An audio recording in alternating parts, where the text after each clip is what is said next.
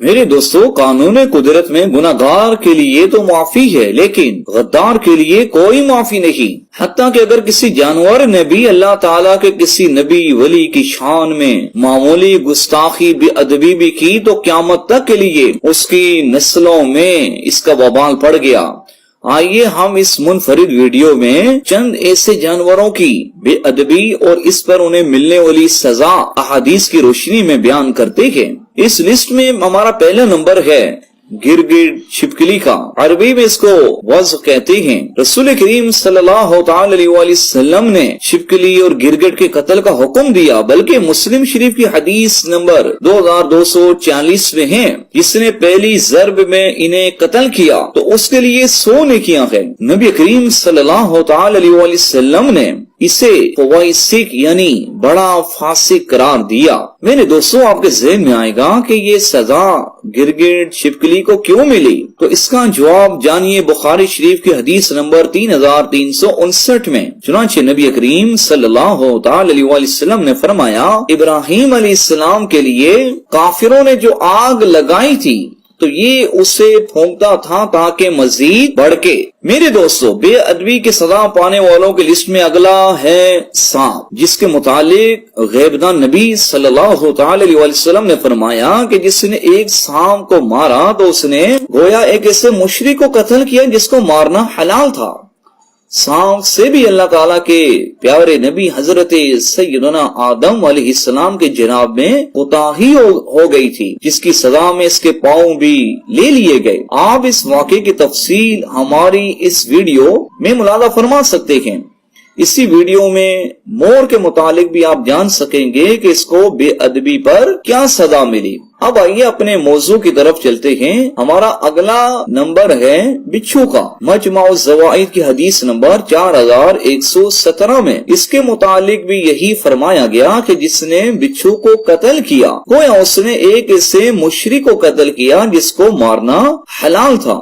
آئیے بچھو کی بے ادبی بھی ملاحظہ فرما لیجئے۔ چنانچہ مشکاہ کی حدیث نمبر 4567 میں ہے، رسول اکرم صلی اللہ تعالی علیہ وسلم ایک رات نماز پڑھ رہے تھے، آپ نے اپنا ہاتھ زمین پر رکھا تو بچھو نے کاٹ لیا۔ تب رسول اکرم صلی اللہ تعالی علیہ وسلم نے اپنے جوتے شریف سے اسے مارا۔ پھر جب نماز سے فارغ ہوئے تو فرمایا، اللہ تعالیٰ بچھو پر لعنت کرے، نمازی غیر نمازی، نبی غیر نبی کسی کو نہیں چھوڑتا۔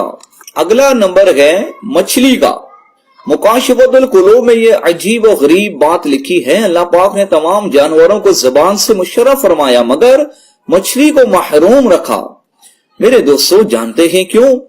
تو اس کا سبب یہ ہے کہ سیدنا آدم علیہ السلام کے تعظیم سے جب شیطان نے لعین نے انکار کیا تو اسے اللہ تعالیٰ نے شکل بگاڑ کر زمین پر پھینک دیا۔ زمین پر آ کر اس نے سمندر کا رخ کیا، سب سے پہلے اسے مچھلی نظر آئی۔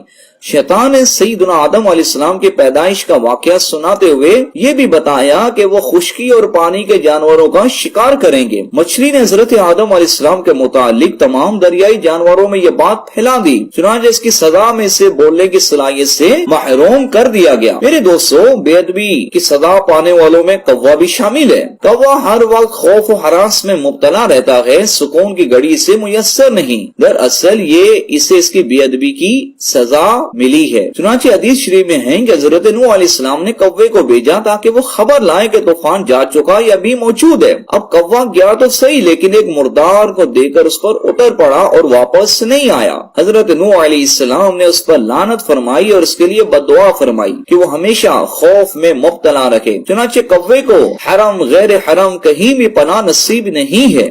میرے دوستو، اب ہم آپ کو بتاتے ہیں کبوتر کے بارے میں کہ جس کو وفاداری پر اللہ کی طرف سے کیا انعام و اکرام ملا۔ کبوتر کی ایک وفاداری تو مشہور ہے کہ ہجرت کی رات غار سور کے باہر کبوتر کے جوڑے نے ناموس رسالت پر پہرا دیا۔